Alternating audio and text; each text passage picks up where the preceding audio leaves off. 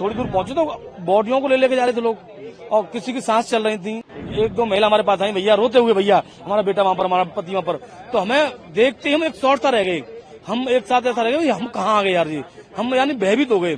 मान लो जनता के लिए भगवान था, तो मैं मानता हूँ, मेरा मानना यह है कि भगवान था वो, और हम लोग भगवान मानते हैं उसे, जैसे उसके भक्त हैं।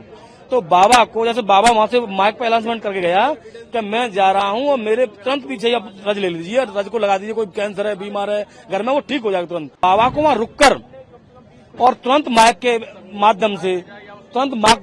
माध्यम से कहना चाहिए था कि नहीं नहीं रुको रुको। तो बाबा चाहते तो इस घटना को टाल सकते थे। घटना के समय थे, मैंने कहा हाँ हम घटना के समय थे, हम उधर से आ रहे थे एटा से।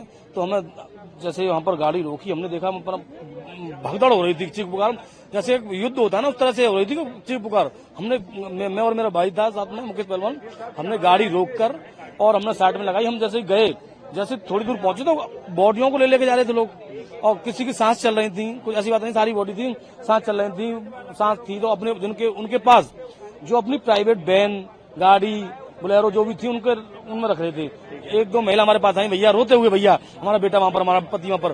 तो हमें देखते ही हम एक शॉर्ट सा रह गए, हम एक साथ ऐसा रह गए, हम कहाँ आ गए यार जी, हम यानी भयभीत हो गए। तो फिर हमने सोचा चलो कोई बात नहीं है, इनकी सहयोग करना चाहिए। हमने उनके साथ उनके पतियों को, महिलाओं को, बेचारा महिला ज्यादा वहां पर डेड थी, महिला घायल भी थी, उनको उठवा के हमने प्राइवेट गाड़ी में रखा हुआ था। प्रशासन भी लगा हुआ था वहां पर, पुलिस के लोग भी लगे हुए थे। एक सिकंदर राव के वो हैं कि वहां पर एसडीएम थे, वो भी अपनी हाथ में उठा के बॉडी में वो भी लगे हुए थे। तो हमने भी अपनी बॉडी उठाई और रखवाई, भिजवाई वहां पर, ये जाके हमने देखा। बॉडीज आपने भिजवाई, कितने लोगों को इंजर्ड हुए थे उनको भिजवाई? कम से कम मैंने 15 से 20 लोगों को मैंने उठवा के रखवाया बॉडियों को, और 10-15 घायलों को मैंने रखवाया उनको, वो अपने अपने प्राइवेट वाहनों में ले गए। और एसडीएम साहब ने भी हमारा धन्यवाद किया, पहलवान जी आप बहुत अच्छा कर रहे हो, करवाओ पहलवान जी। तो हमने वहां पर, उन्होंने, मैंने कहा आप कहाँ से हैं, कि मैं एसडीएम सिकंदर राव हूँ, भैया आप हेल्प कीजिए प्लीज। वो बिल्कुल वो भी वैसे माहौल में थे एसडीएम साहब, वो भी अपनी बॉडी उठा के रख रहे थे। तो हमने भी, अधिकारी लोग लग रहे हम भी लगे हुए थे। पर बाबा की वहाँ पिंक जो थी ना, वो आर्मी वगैरह, उस समय वहाँ कोई नहीं था।